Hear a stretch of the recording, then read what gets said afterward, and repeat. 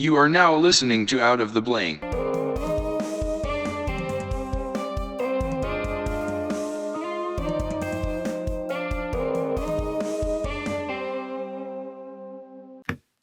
Dmitry. Can you hear me? Yes, I can. Thank God.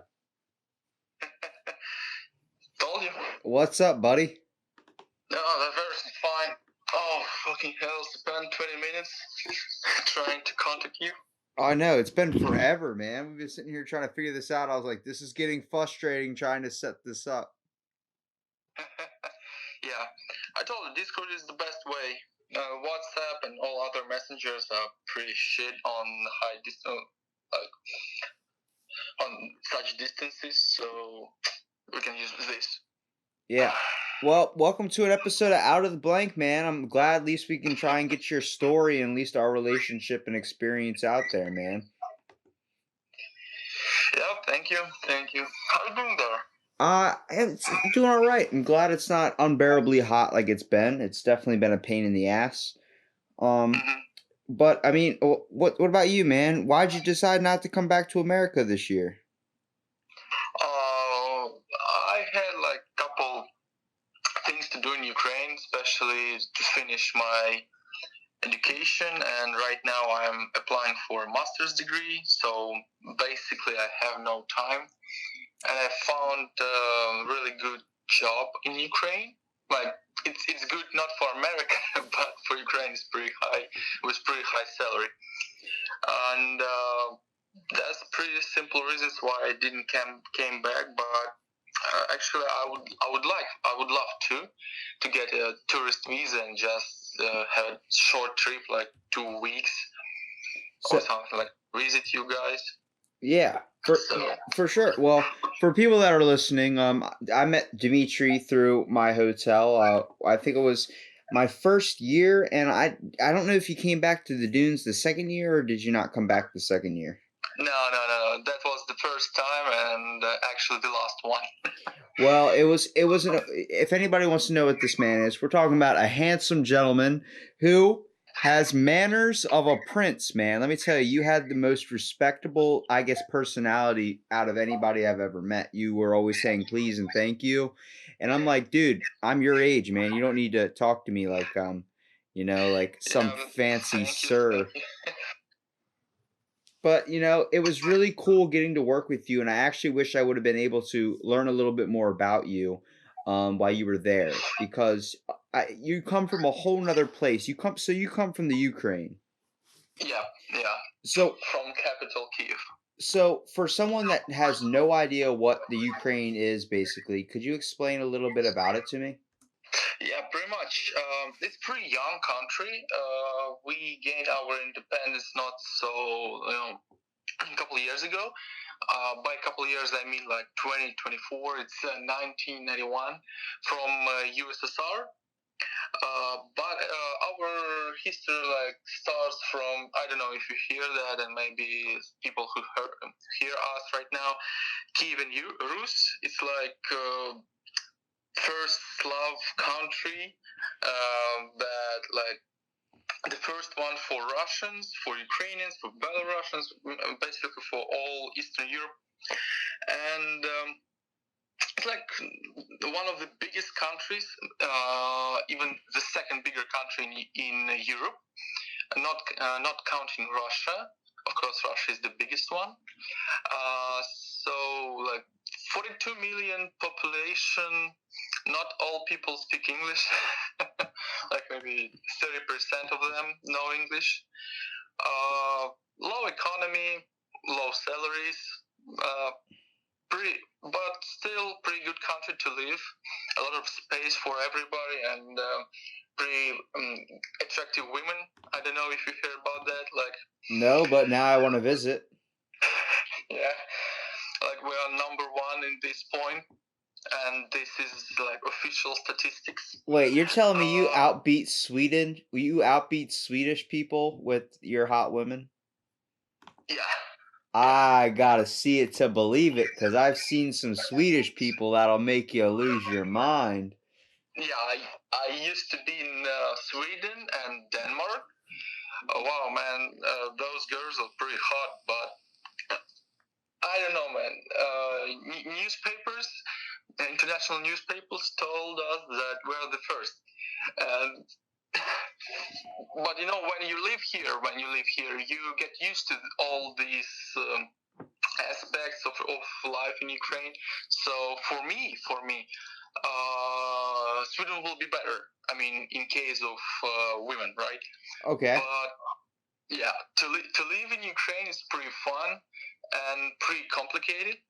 So it's like a game, when you complete or when you will gain like 25 years of age here, and if you will get by this time, if you will get a good job and you will get master's degree, we can say that you can do everything in any country. It will be even easier for you. So it's like school of life, so to say. Yeah.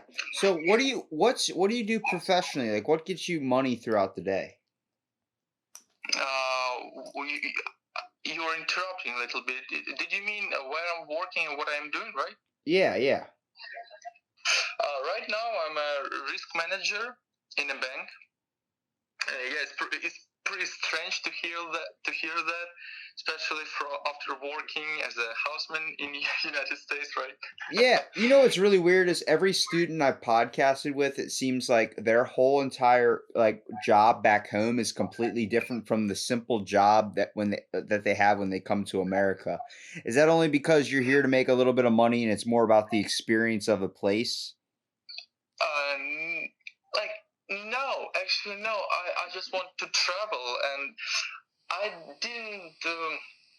I didn't get to in. I didn't. I learned a lot in America during years. My first visit was in 2004 as a little kid, and actually at that time I loved New York. I was in New York, so I really loved that city. So I decided to come back at the older age to realize how it is, to find out what aspects of life are in the United States.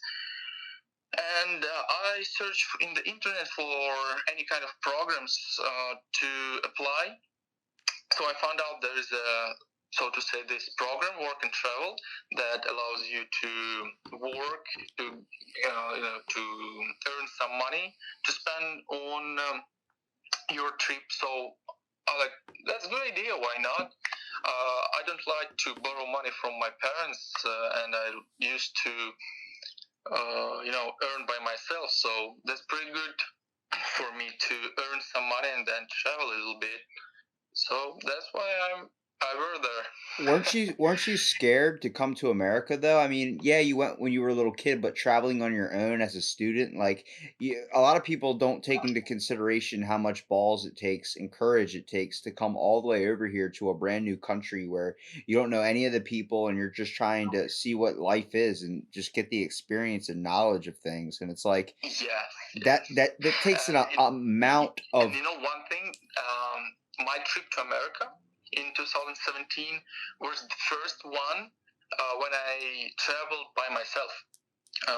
Usually I travel with my family or my sisters, and I traveled a lot till then. And I will tell you one cool story about how I used to know, and like how New York City welcomed me when I came to JFK Airport. I was like, oh shit, where I'm at. I don't know anybody. I don't know where to go. Before that, I didn't find out where the subway is or underground.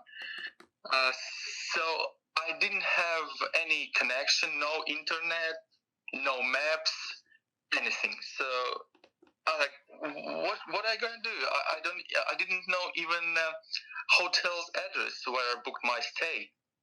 So yeah, there was a little bit struggle for me. Yeah, there's probably And definitely some frustrating yeah, moments. I can't even imagine coming to the Ukraine and trying to figure things out. I'd just probably lay on the floor in the airport like, "I'm staying right here." yeah, but the main problem for you will be our language. Now, it's pretty hard to learn. Oh It's pretty yeah, difficult. don't even And need to explain that one to me. I see half of your symbols, the way you guys write, and no offense, it looks like hieroglyphics to me. I'm reading it. I'm like, is that a spider? Do they have a spider in their alphabet? comparing to Romanian or other European languages when they use Cyrillic letters, like you used to them, and you kindly have an idea what they're talking about, or even how it pronounces. But with our alphabet, it's impossible.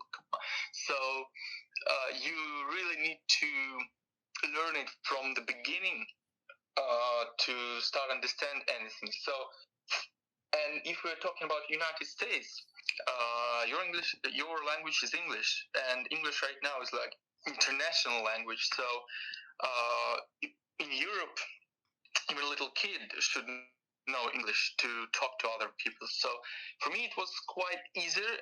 If we talk about like depends on if you come to Ukraine and trying to do something, or me coming to United States.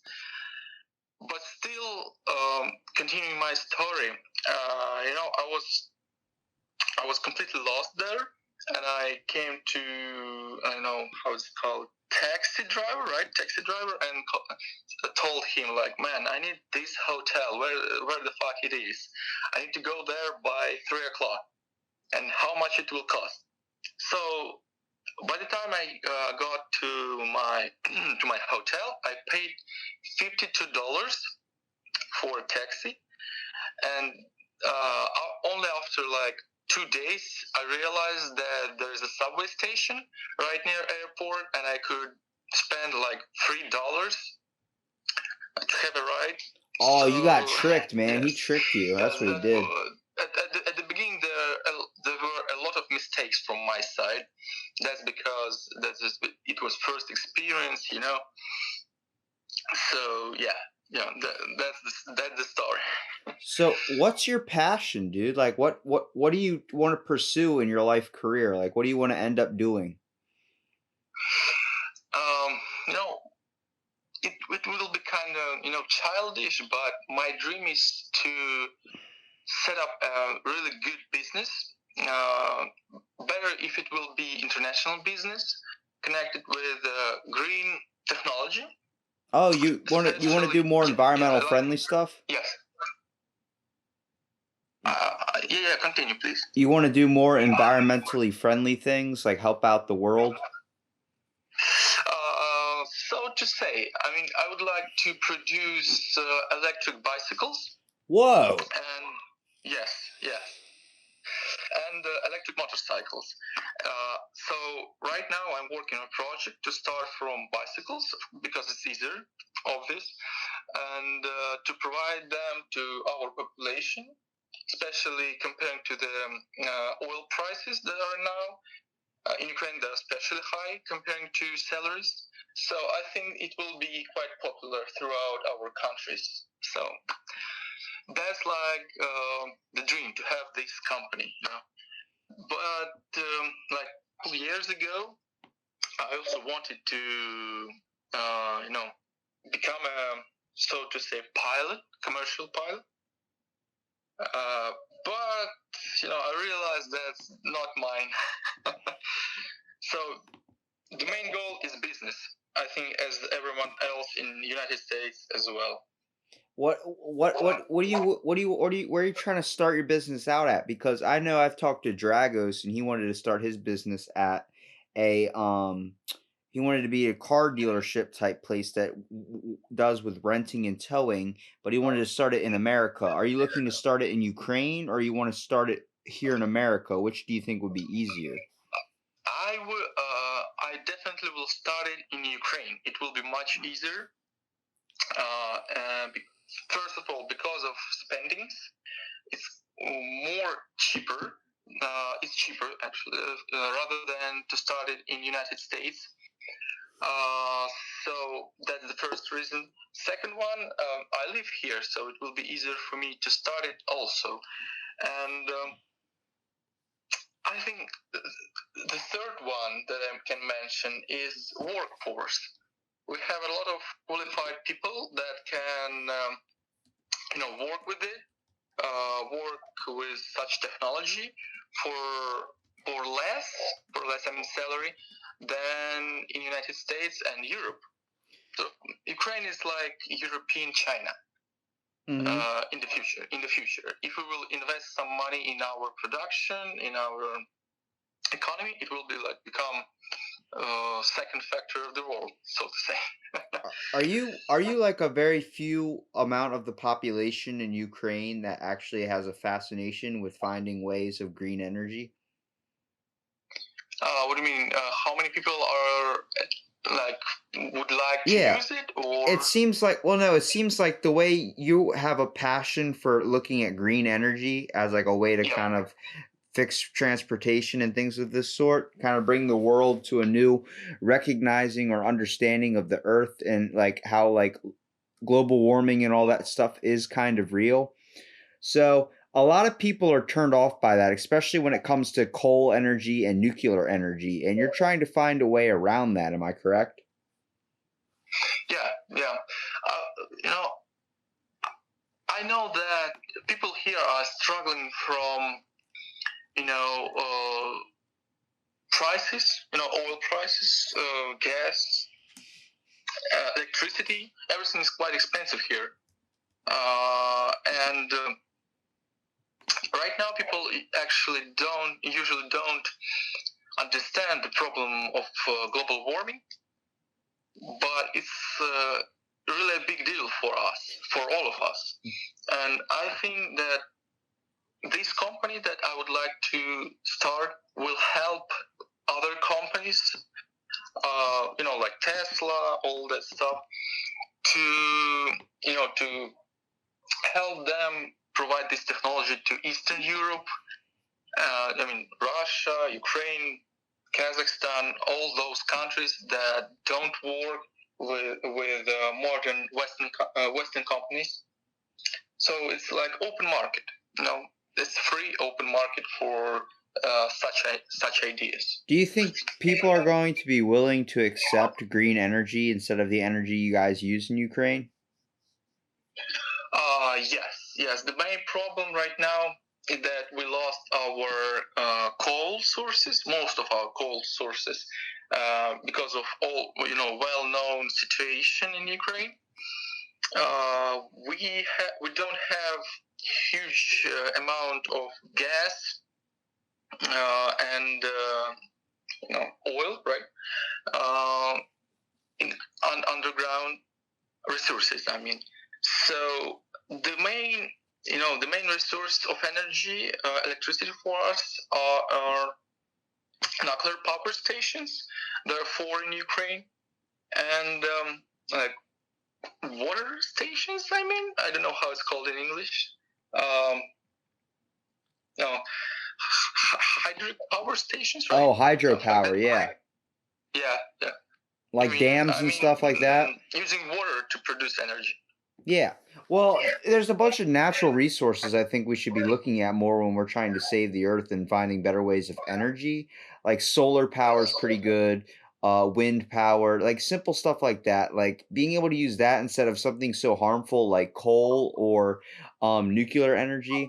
The fact that we're really reliant on things of that sort is kind of a little bit scary in my mind, considering about how many things can go wrong. Like to have nuclear energy, you have to have nuclear power plants. And for many like things throughout history, nuclear power plants have known to have a messy side to them, especially when it comes to a like Chernobyl. Let's say that. Like I don't know exactly where Chernobyl took place at, but that was a giant problem. Anybody that's even near that area, which much like you can relate to, you guys are still kind of picking up the damage from Chernobyl.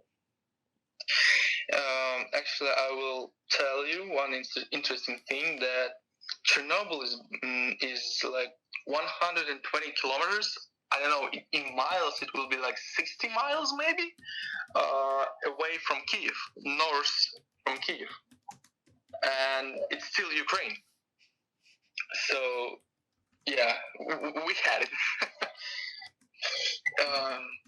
It was pretty harmful. It was pretty harmful in 1986, and comparing to how dangerous power plants are. I think nuclear power plants are not so dangerous as others. There are only two catastrophes, right, in Japan and in Ukraine that took place. So I think nuclear power stations and nuclear energy is the closest future for us. In order not to use coal, that will probably end soon. Like in maybe 100 years. Well, yeah, because So coal's a limited resource, and people aren't paying attention to that. We're so busy. Like we put gas in our car, and we really truly don't understand where that's coming from. Like we have a limited amount of coal, we have a limited amount of resources. That's why we need to look at renewable resources such as water, air. These natural things that are occurring all the time that don't have an end as long as the Earth's still around. But we're looking at the easiest money making possible solution for gas and types of energy sources, which is nuclear, which is actually, it's not really cost efficient at all, but the problem is it works well. And then also coal energy, like there's so many other ways we could be trying to find different assets or different things to go into with when it comes to the energy crisis. A lot of people complain, like, first of all, you can't complain about what energy we're using if you're willing to leave every single light on in your house. At the same time, if you're not taking precautions or types of things to innovate your lifestyle when it comes to renewable energy, such as building solar panels on your house, I think I see society more adopting more better ways or understanding of how important it is now with the energy crisis, just because I can drive down the street, and where I used to never see a solar panel on somebody's house, I'm starting to see them everywhere. People are getting implemented them into their roofs. Mhm. And I'm like, I don't understand why this isn't more of a thing. Like, there's people that are taking energy efficient cars and vehicles. Yes, coal is always going to still kind of be a thing until we run out of it.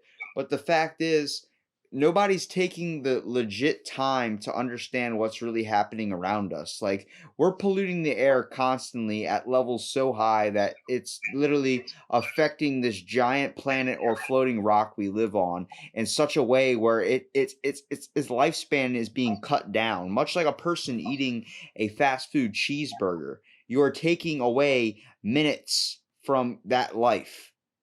We're pushing the expiration date of Earth closer, and I think it's important to highlight how you say it's a childish kind of dream. I don't think it's childish at all. Actually, I commend you for having such a passion like this, because no one seems to really give a shit about the thing that gives us life. Yeah, yeah. For most of people, the main goal is to make money.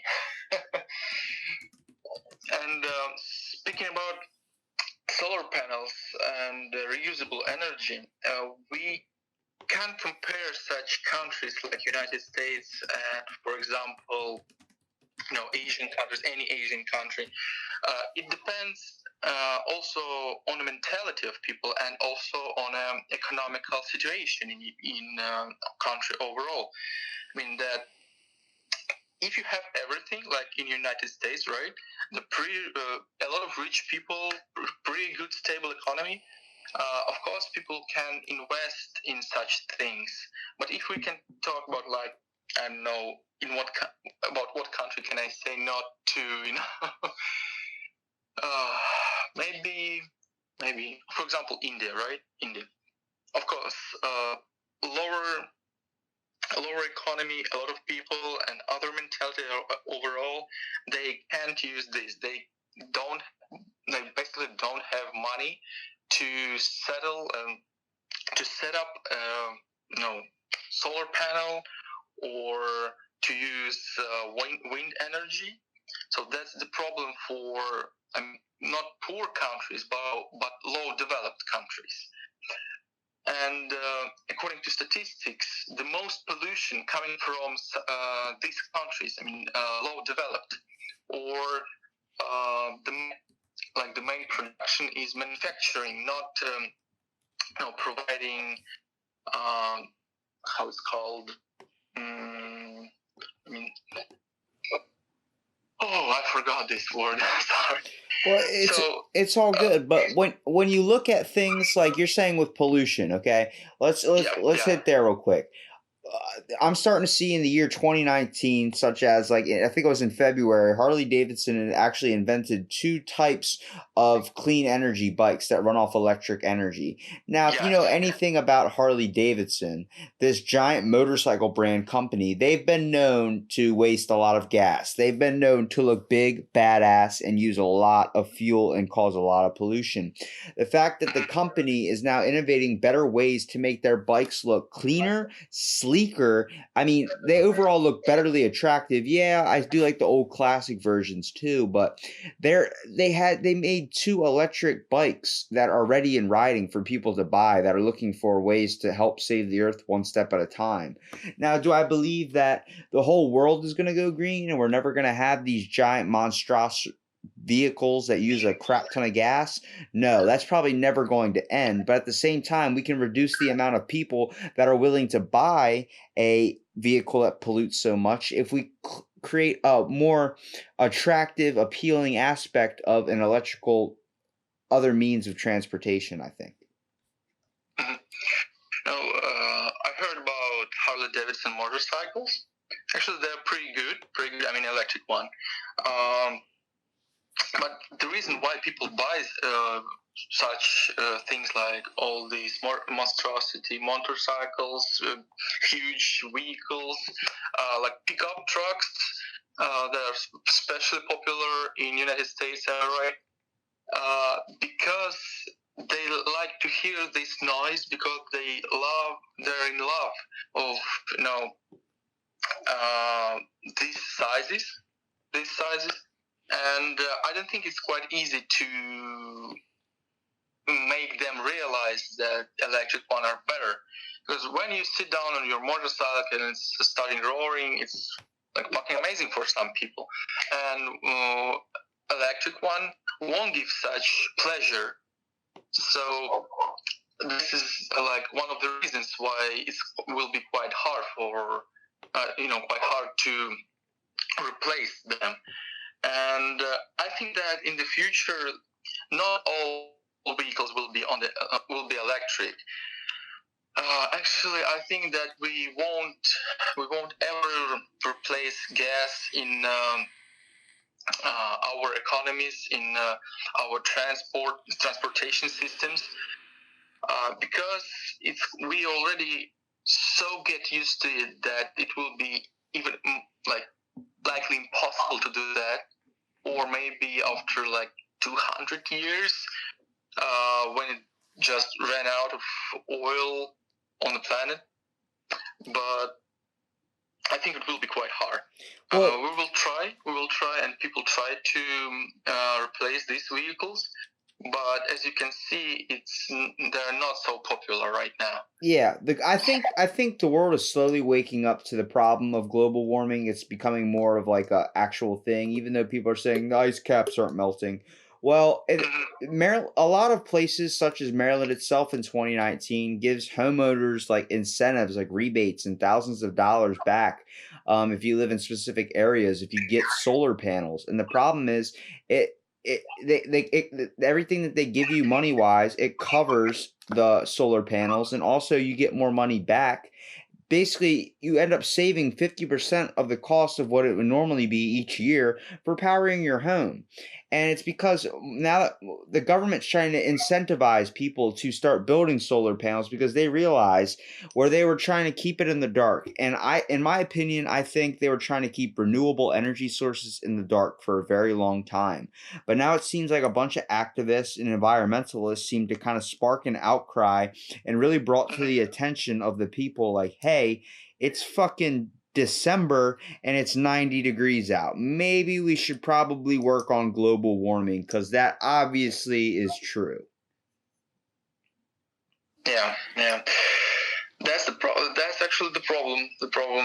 As maybe you saw it. About amounts of CO2 level in our atmosphere, it started to increasing on a high speed, starting from maybe 30s. 1930s. And right now we really have such problem, and I think it won't solve so fast. The only thing we can do is not to cross, the last line where these processes will be like unstopped, unretrieved, or so to say. So we can just decrease levels of CO2 that we are putting in our atmosphere, and trying to use green energy more than we do right now. And basically, that's all we can do right now. You know what's crazy is when a lot of statistics actually show that people from Ukraine have a fascination with global energy only on one specific reason. They're all awakened to the problem that is facing their country. And the thing is, you guys, not saying you, but people in Ukraine started with Chernobyl. Okay, let's go back to that.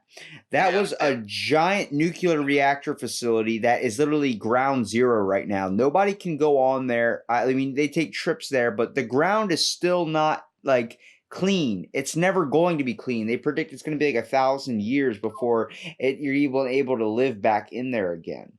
It was literally about 30,000 people were near Chernobyl's reactor when it exploded, okay? It exploded on April 26, 1986. The exposed radiation was thought to have received about 45 rem, which is a unit of radiation dosage, on average, which is similar to basically the survivors after the atomic bomb was dropped on Hiroshima. Now, in your opinion, do you think that it's dangerous that a facility has this much power when it comes to something that is dangerous like radiation? I mean, if you see a nuclear bomb drop, don't you think they should be banned? Like nobody should ever even own a nuclear weapon, because you know how much damage that does to the earth? So, okay, we will talk about atomic bombs or atomic power stations, because there are different, different technology. Yes, when Chernobyl exploded, there's so much radiation that it really compares not like one bomb Hiroshima, but like 10 or even more, and not overall, but per day or even per week. So there are different technologies if we talk about bombs and power plants, because power plants were designed not to explode and not to free all this radiation in the open world. And what happened there, that's the mistake of the government, that asked power plant workers to start a test that they would like to test the system overall, and because of lack of responsibility, such thing happened. As well as in Japan, when their power plant exploded, that's because of earthquake, not because system failure or something like that. So nuclear power stations are pretty safe. But when so to say, shit hit the fan, it will hit so hard that it can destroy like half of Europe. But I don't think it will happen again. Of course, we can tell anything about people, but usually those guys that work there are not stupid. And well, it doesn't even have to be the fault of them. It could be like a random like anomaly, like the earth going through another earthquake or having some type of natural disaster happen. We can't predict nature. That's like the one job in the world that is the hardest to do, is to be a weatherman, because you're wrong 75% of the time.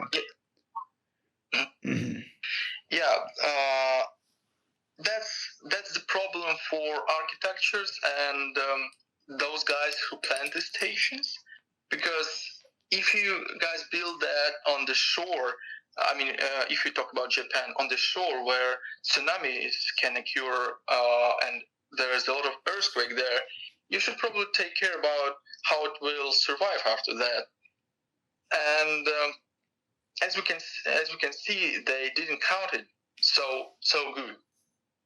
But if you talk about numbers, there are a huge amount of power stations in the world right now, and nothing happened.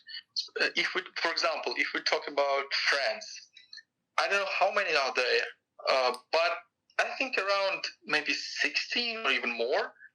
And France is quite a small country. And if we talk about, for example, Russia, there are like maybe around 15 in their country. So we all know, right? Like Russians are not so how to say responsible, but still nothing happened, you know. And you know, if we talk about bombs, they were designed to kill, to explode, to harm. Yeah, to do as much damage as possible. Yeah, I think that we probably should ban them, but still, they help us not to start a new war.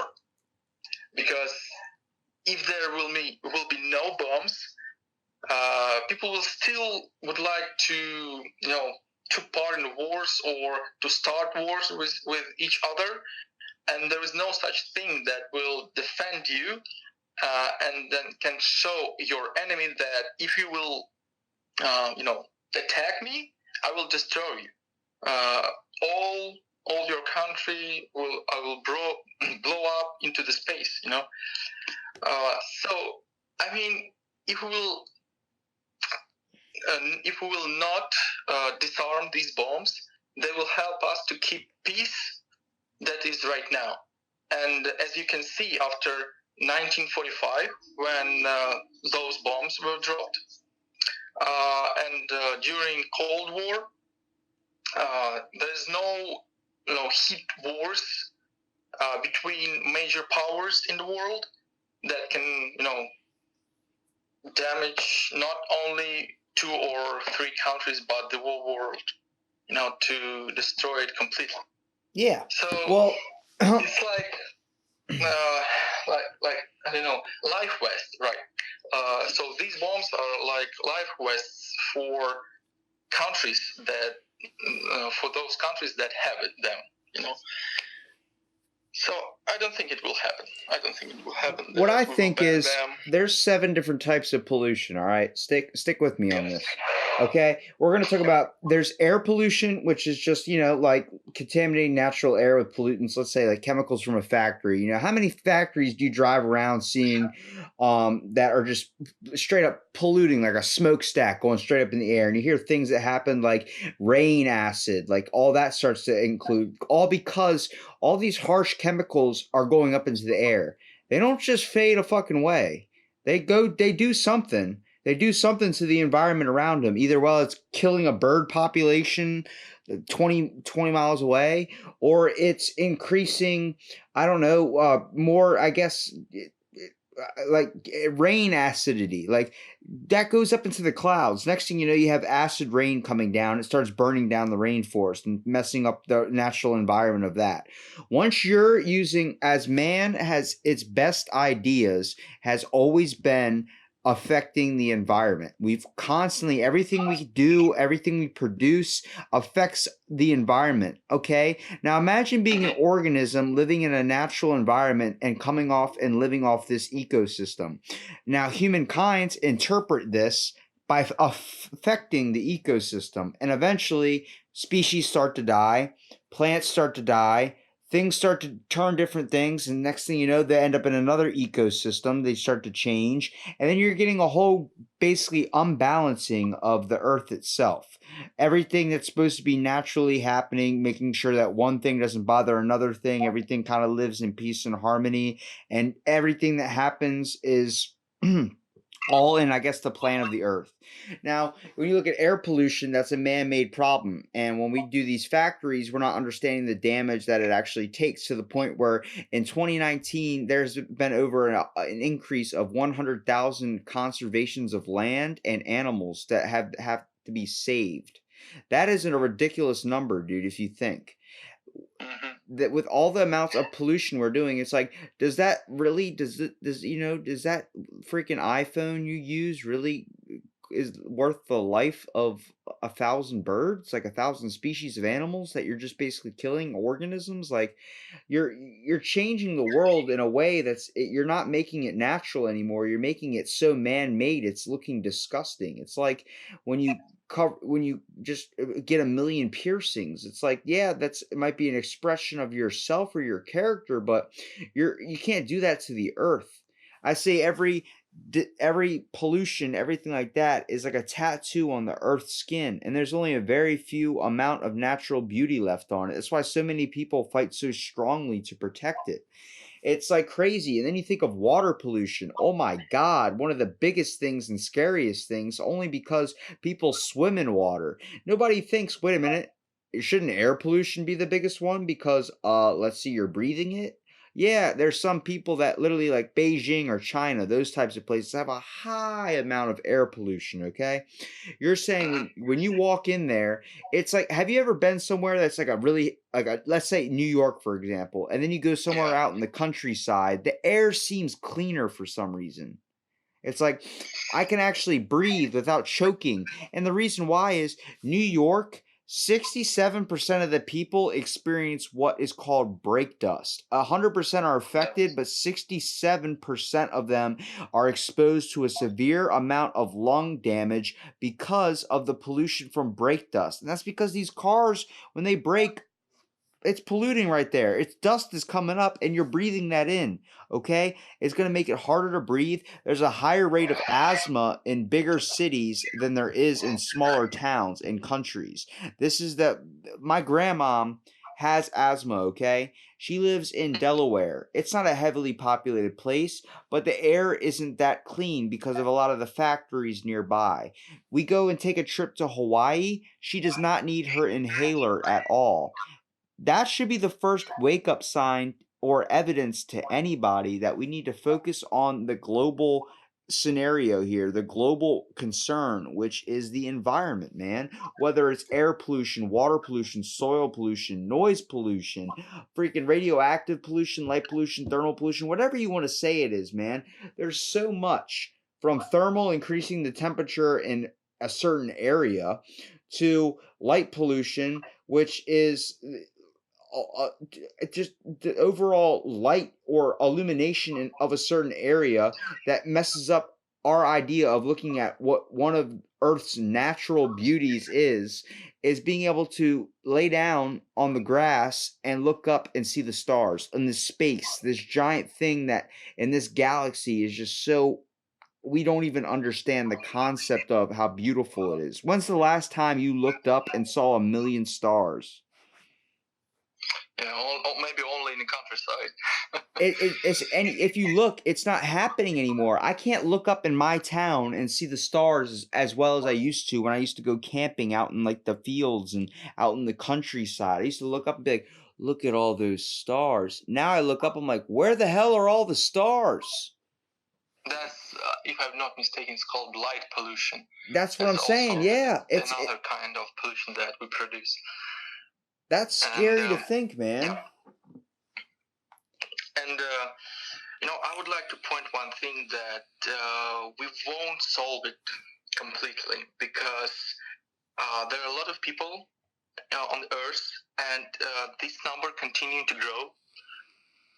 And all people want, as you said, iPhone, or basically just to eat, just have food. So the more people live on our planet, the more food you need to produce, the more technology you need to produce, more cars, more computers, all that stuff, more furniture. And for all this demand, you need to cut more trees, to build more factories, to farming more land. and by this killing a lot of species of animals. This is the actually main problem is overpopulation. Yeah, this is And actually a fascination with I don't know if you've you know, ever heard of the Church of Euthanasia, but there's these people that you know what euthanasia is, Dmitry? sorry, what? Do you know what euthanasia is? Uh, Eurasia, you mean, or I No, didn't get it properly. euthanasia. It means the act of putting someone to sleep, like when you put your dog down when they get really old.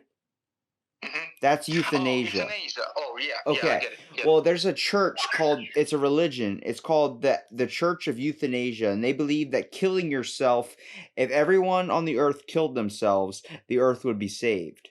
But that's not true because statistics show that even with all the pollution, if everyone on the earth decided just to off themselves right now, it would stop a lot of what's going on, but the progress for Earth's inevitable downfall into global crisis would still be happening because one of the major animals that produce a lot of carbon emissions is cows. Oh, yeah. So the more people we have, the more farms we have to get more food. The more farms we have, the more animals we have, the more pollution gets risen out there. It seems like everything we need to do to survive is either killing something. It's either killing an animal to get food, or it's killing the earth just for us to survive on it. This earth is literally giving its life for us to be saved. And I think it's important to highlight the importance of that because not too many people give a shit. So many people are willing to put $40 in their tank, then drive 10 minutes down the road. Like, how many times do people just say, I just go for a drive to cool my mind? Do you have any goal in mind when you're doing that, or are you just driving around to drive around? They're like, oh no, I'm just driving around. You understand you're hurting the earth, right? Like you're just driving around for no apparent reason, wasting gas and producing more emissions. You know, one thing that I don't know why people usually associate them as not part of the nature of nature. You know, we were born here, and we are part of this nature, and it will take care of us. I mean, in a bad way. If we will harm our planet too much, or if there will be too many people out there, it will take care of us. That's what I'm saying. That's when you look. By this, I mean diseases. Yeah, you yeah. know, Ebola that in Africa. That's because there are too many people out there, and lack of sanitation, of course, economical crisis, all that stuff. But lack of food, lack of hygiene, all that stuff that's bring to this world such harmful diseases that potentially can kill many people. Yeah, a lot of people So, actually. yeah. A lot of people look at natural disasters as a way of the earth fighting back because it seems like the more we have pollution, the more natural disasters occurrence is actually happening. Like air pollution going to start creating more hurricanes, tornadoes, types of hail in areas like I don't know if you've ever seen this video on YouTube, but there's a guy taking a video of hail hitting his pool, and you're just seeing these little balls of ice hitting his pool and seeing him splash up in the air. The next thing you know, it's just like you just hear him go, oh shit, and then all these giant, I mean bowling ball sized hail starts falling from the sky and hitting his pool and hitting his house. It's literally damaging houses. Earthquakes level areas where it could be cities, it could be anything, just level it, completely remodel it, go back to the original design of just trees and shit. And I think that's the earth fighting back. Because in 2019, the global climate has changed so fast that it's faster than any point in the past 2,000 years, and it's only getting worse with the amount we keep expanding. The problem with human nature is we are never full. Never full. It's like it's ridiculous to think that there's not going to be a global end all thing where the earth's just going to be like that's it. this is a global earthquake. I'm resetting the whole Etch a Sketch. Okay, this sandbox, everybody's getting thrown out of the playground right now. You know, I think we won't survive till that time. So, and also, by the way, the main problem why people usually don't care about nature is that they think that other generations, no, further generations, will take care of that. Yeah, And that that's a big problem with the they baby just boomers, all those older people. won't live till the shit happens, So we can do nothing about this. The only thing, the basis that we can change is to change our mentality. That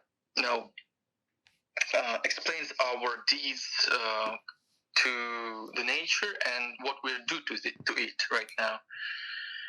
And there is no other way except, of course, nuclear war that will destroy all the humanity. But this is a bad way, really bad way.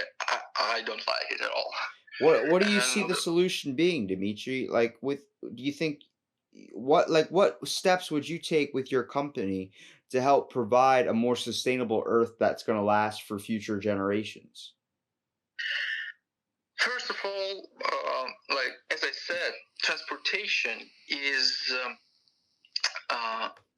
how to say it. I don't know how to say it correctly, but it's the most important, definitely. Yes, it's quite important in our life. Every day we use cars, subways, all that stuff, and if we'll try to change like this important fact and try to give people clean energy, clean transportation, so to say, I think it will be first steps to help decrease CO2 pollution and to help nature to recover. But we need to do this as fast as possible. And second part is to ban cars. I know it will sound really bad, but people should use more compact vehicles, not cars, because we have all the traffic that also brings more pollution when you know how to say it. When you spend more gas just staying on the same place during a couple hours and do nothing. And if we will use even motorcycles that I mentioned previously, there will be no such thing as traffic. Or those roads that were built will take care of bigger number of people that would like to use it. And I think it will help at the beginning. So, and it will be funny, but as I said, I don't think that I will be able to do something really big. You say that, but even having the idea to start a green company or help try and reduce the amount of, I guess, global warming that occurs from human nature of pollution, that's already a big step. That's already something huge. Now, I don't think it's not going to happen in our lifetimes. I'm sorry about that.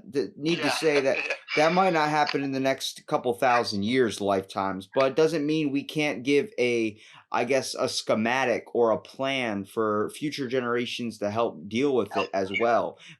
Continue our effective ways that maybe if let's say you discover a plan of energy and then you just start passing it down, next thing you know, future generations are adopting it more and more and more, and it actually becomes a global thing where everybody is in on protecting the earth in the way how you established.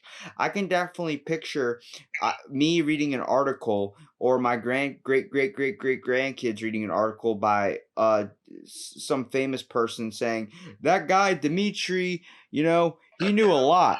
His company, he had some good ideas, and I'm glad we're all adopting his nature and ideas because now we're saving the earth. Even though he's been dead for 2,000 years, it doesn't matter. We're changing it. It's Yeah. it's it it's what the way your dream or passion is for kind of helping the earth out in a way is not something that's going to be completed in your lifetime. So you're never gonna know if it truly gets succeeded or not. And if anybody hears that and understands how hard that has to be, for first of all, everybody wants to chase down a passion or something and then see it actually fulfill basically in their lifetime. They want to be able to change the world in their lifetime. But with your idea, you're doing something way stronger and harder than that because you're trying to change the world for future generations by impacting it in a global way, not just in a small dream based scale. Yeah, I agree with you. I agree with you. Not every human understand that all these processes will take so much time that it's better for you to start something, to give something to future generations. You have to get the And ball rolling you somewhere. won't see, as you said, you won't see like basically no results of your work, but you can just help your kids, your grandkids to move on, to give them, so to say, a chance to live a better life. So yeah, pretty good ideas, I think. For sure, dude. I mean, you sound like you have I mean definitely a leveled head on your shoulders with all this because you're understanding that like you're just trying to give people the tools to start changing the world literally one step at a time. And it's going to take a while, but if we all start adopting it now and stop the mindset of thinking, "Oh, I'll leave that for my grandkids. I'll leave that for the future generations." Once that type of talk dies and we all focus on what we do now is going to affect and help get the ball rolling. Okay, it might not Yeah. finish it, it might not even come close to getting 75% of the way there, but it's going to start that 1%. And I believe every generation after that is going to keep adding a percent until one day we're at a point where climate change seems like it's not a thing anymore. The damage is slowing down to a point where it seems like it's at a standstill. It's never truly going to be at a standstill, but it's gonna be like the Earth has a lot longer to live now, or at least it's not getting closer to death because I feel like driving down the street to go get a burrito. You know what I mean? Yeah. So, no, continuing this, I can add that it will be quite hard to do it by myself. I mean, every person is quite weak, or even with great ideas, great plans, it's quite weak to give significant changes to the world. So I think that countries such as United States, European Union countries should help others to provide such technology into their lives. For example, even if we will take, for example, Ukraine, there's a lack of green energy here, and there is no investments. Our government like invest, but not so much as we need to cover our demand on this thing. And of course, it will be quite obvious. But European Union should help us with this, because if it will not, it will take much more time to do it by ourselves. Yeah. Rather than they will help us. That's not just the European Union's fault either. Sorry, yeah.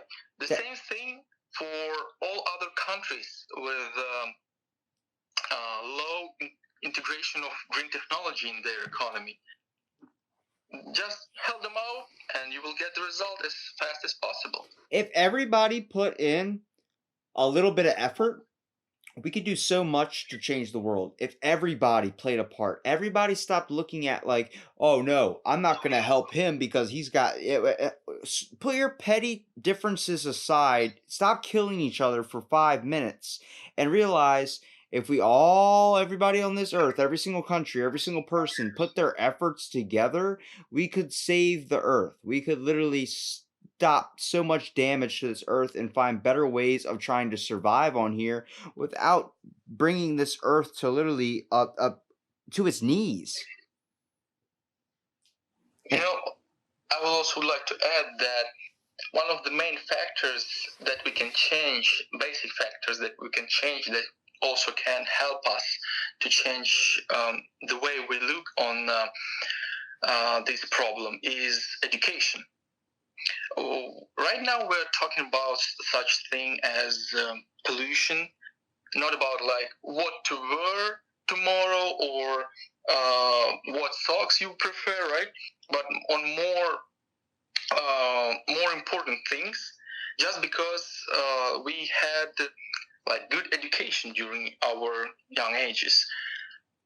And no, sadly, but not all people in the world have such possibility to understand this problem, not because they don't want, just because other people didn't tell them about it. I know there's a problem, such problem in Africa, in Asia. All those huge numbers of people there are, not to say like, I don't want to, attack somebody or to say something wrong about anyone, but they have really high level of non-educational people, and it's also caused damage. They just don't understand what's going on and how to change it. So education is pretty important. What really blows my mind is the fact that people can talk about how nature is so beautiful and amazing, and they love to just go and sit out and enjoy the fresh air. It's like, you don't even understand what you're saying, because you're not enjoying fresh air at all. You're enjoying pollution. You're enjoying not the true beauty of the world. You're not enjoying it's what it was really started out to be. You're just seeing what mankind has turned it into. The fact that a sunrise or sunset may look so pretty with all the different colors, that's because of global warming. That little protective, that little atmospheric layer that we have over the earth is being contaminated more and more every single day with air pollution, that it's creating these warped effects by the sun. So when you see a sunset, oh, look at all the orange, the blues, the yellows. I don't see beauty. Sometimes I do, but I also see that's a shit ton of pollution in the sky right there that's fucking with our atmosphere. Yep. There's no, free space right now in the world that is not polluted by us. So actually there's no, like, how to say it, such nature that we had like centuries ago anymore. So that's the thing which we should live with, and that's the thing that we need to change right now. Well, dude. And I understand that people usually don't know about such things. They think like, oh wow, as you said, beautiful sunset. They don't understand the background of it. And as I said, for some people, material or something, how it's called, stuff, right? Like clothes, cars is more important than the wellness of the whole world. Yeah, well, we're very, as people are very materialistic, and I think like the people that really got figured out are the monks that literally have nothing to their name, because they realize what the true meaning of life is, and that is whatever really is the inner beauty in it all. And they truly see the inner beauty in it all when it comes to not being held down by man-made objects or items such as clothes, money, cars, all these types of things. The fact that they're able to live off the land, live off life, and just enjoy and be able to survive is really all everybody needs to learn on how to focus and stop being so materialistic, because the one thing we should be caring about the most is not our hair, it's the earth. That's what it has to do. This thing that is literally with us 24/7. When you lay down, you're still on the earth. Yep. And I just want to say, Dmitry, I really appreciate you coming onto my podcast and explaining to me, and at least educating some people out there about the dangers and kind of the warnings of what we're really heading towards. A lot of people don't think about this world we live on and what we're doing to it. They just think about, You know, I'm worried about how I'm going to get gas in my car. Well, maybe that's a reason for you to take your bike. Yeah. I will give you one for free. The first one. if anything will be okay and I will start the company that I told you, I will send you one. I'll take it, dude. I'll rock it, man. I'll put a sticker on that thing and I'll be like, yo, this is my buddy Dmitry. He's going to change the world, much like he's changing the minds of all the people that are ignorant to the world's problems. Yeah, I'm really glad that I have a chance to talk to you. But sorry for, some mistakes or my bad English. Dude, hey man, what people are gonna understand is that you're from a whole nother country, and the fact that you are trying to speak my language for me to understand. And I wish I knew some a little bit of Russian so I could talk to you, at least make you feel a little bit more comfortable and less trying to struggle with English words. But you have a very good educated look at English, dude. I'm telling you, you're able to speak it very well. I mean, it sounds natural. There are some things obviously you do have maybe you don't know the words for, but dude, it takes an immense amount of courage to come to a whole new country, and it takes an immense amount of knowledge to try and learn a whole new language. And I commend you for that, because it is awesome that you're able to do this. And first of all, explain to me your passion, and not only become, I guess, an interesting person to know, but an interesting friend for sure. Definitely someone I'm glad to know in my life. Thank you.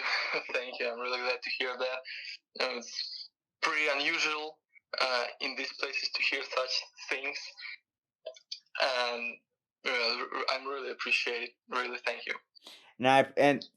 Thanks for being on my podcast. Now, I do have one recommendation for you, Dmitry. Yep. Get some sleep, because I know it's like 4 a.m. there right now. Sorry? I said get some sleep, because I know it's 4 a.m. there right now. Yeah, it's actually 3 a.m. right now. And I need to go to work tomorrow. Oh my goodness. All right, man. Well, look, I appreciate you taking the time and staying up to do my podcast, man. I know the time difference is definitely a bitch, but hey, I appreciate it. It's fine. It's fine. We messed up yesterday to set this up, but still, I signed it about this, and I told you to do that. I'm really glad to have a talk to you, and that actually you're also a very interesting person, because I didn't have such possibility to talk to somebody my age in a different country on such things, such important things. And I'm really glad to understand culture of Americans, as an American. And I'm really glad to have such, great talk to you. Thanks, man. No problem, man. Have a good night, Dmitry. Yeah, thank you very much. Bye.